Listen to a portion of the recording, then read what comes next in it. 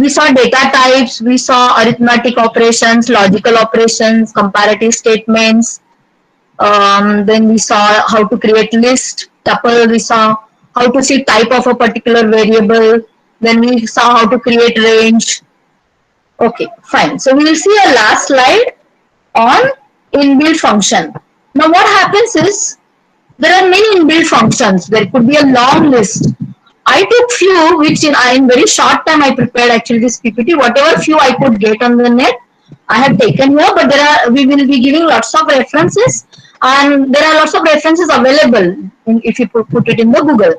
So like if you see every function as I discussed, name of the function, and then there is a you see PPT here. Sum I will type here. So sum function, then I don't give any bracket. Usually we write like this, 2 comma 3. Okay. So it takes here or no? So it is not taking. It is giving something answer 3. So yeah, so it should be 3 plus 2, 5. So now what happens here if I say sum 2 space 3? What happened? Some error.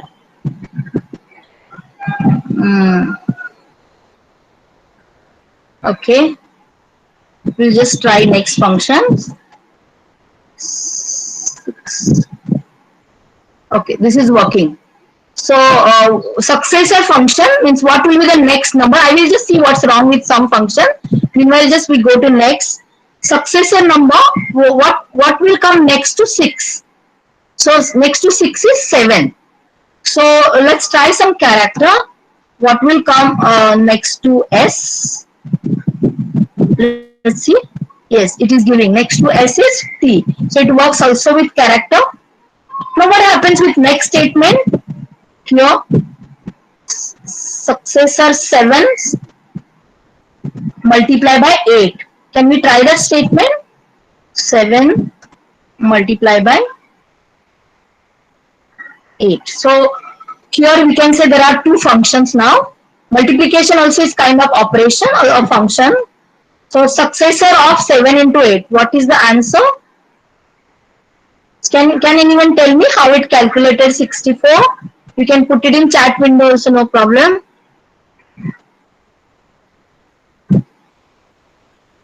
Okay, 8 into 8. So what it did is, it took it like this. Whether you told about precedence evaluation order or no, by default this function took the first argument, because by default function takes only, this function takes only one argument. So it calculated what is the successor number 8, and then it did multiplication by 8 to it. Now try the next equation. What happens to if I change the order now, evaluation order, and I put something like this. Now what will it do? It will first do multiplication, 56, and what is the successive number of 56? That is 57.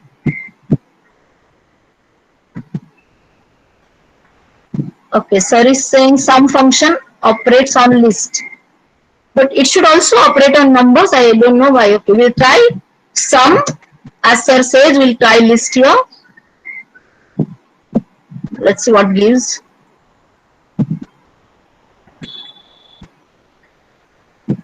Have I written correctly, sir? No. Anup sir, could you write how sum will work on list? Single list. Okay. You mean finding sum of numbers of lists. Yes. I will just enter some more prompt. Yes. So it sum of list if you give, then it gives sum of elements of list. Good. Okay. I hope everyone got this. Then go to the next function. Minimum of 4 and 9. Yes, it gave 4. Same way we can try with max function. So there are many like these functions which we can introduce to students so that they can use in their small programs. Max function, yes. Now we already tried division. Something like this I given here, 4 divided by 3 while trying arithmetic operations. And it gave us fractional division. So there is a div function, this is called as an integer division. Let's try what happens. So if I say 4 and 3. So what it has done? It has given us integer part of answer. So similar concept is also there in Python. So if we want integer division and we want to neglect the fractional part, then we can use this function which takes 2 arguments. And again observe every function is separated from arguments by the space. Okay, so hope I'm clear up to here. Then I given mod function also. Let's try what mod does.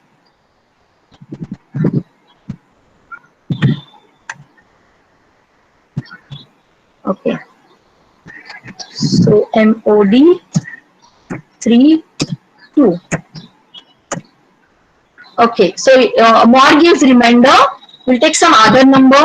Let's say, can you try some combination where more than one remainder will be there? Is it possible?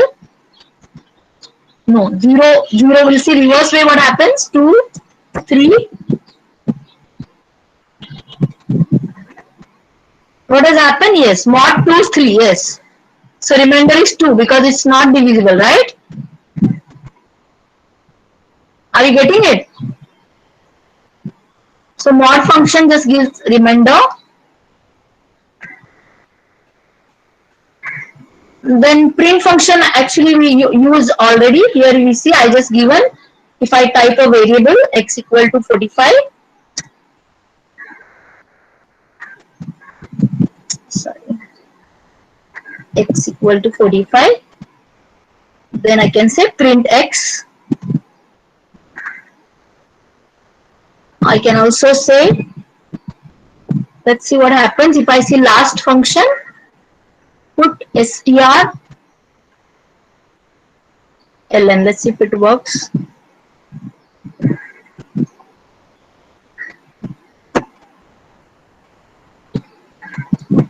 Okay, so if I want to put string, display string, this is another function, put string ln.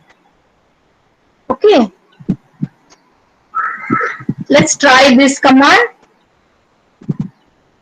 What this command means, x. Now this is an arrow, association. So less than, dash. Before that one could try this, return true what it does. I will try. If you are finished, you can continue with any other command remain. Return true. So it just returns true. Whatever is written is like in the function how we write the last command, last line that return the result of the function. This function is similar to that. Now we want to store the result of the return. So let's say we want to return 35 and we want to store it in variable x. So whenever we want to evaluate a function and store the result of the function somewhere, then in Haskell we have to do this type of association. So what Haskell does it first evaluates this function and the result it stores in x. So let's say if it works, then let's say x, I'll just write x. Okay, so now x is stored with 35. So likewise many such inbuilt functions are there, small functions, which we can make a list, collect it as we are developing e-contents. So in the e-content, this could be also one of the part. One could, those who like programming can just gather, one of you could just gather all built-in functions or at least links where we can get all data together.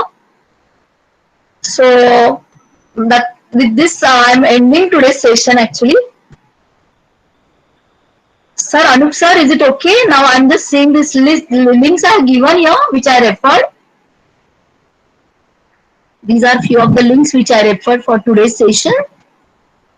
if you see this one university site, I given this link here. Whatever is there in Hutton's book, all those PPTs are available. Few of them, I think some 5 chapters or 6 chapters are available. And we will have one more session tomorrow, more towards our experiments. So probably I will explain what is list comprehension or what we could take. Probably I'll explain how to now. This was just interpreter. We will make now program in one file. How we'll write in editor, and Haskell files are stored with extension .hs. You can read it and come. Probably you can try on yourself now, and now you're well equipped with to try. So tomorrow I'll demonstrate how to run Haskell files from the prompt .hs files, so that we can write longer programs in that file and then execute it. And then I will just demonstrate very basic commands of IO, how to create directory, how to change directory, because IO module I find it very difficult to handle. So it's very, they have made it very complicated by using monads. So even if I had to see just files presented in the directory, I had to just write a function for that.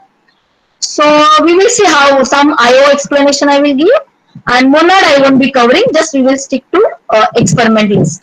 And if that game of meme, I will, if I get the program, I'll download and we will discuss about that game. That's all from my side. Anup sir.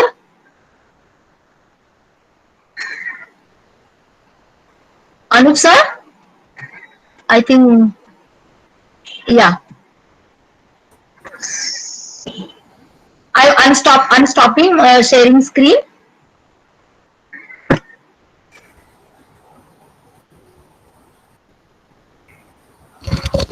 Hello.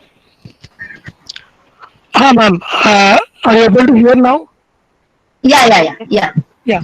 I'm really extremely sorry. In between, I got out of the meeting due to some problem with my laptop, and there was some problem in the mic, so that I thought if I restarted, the session would get interrupted.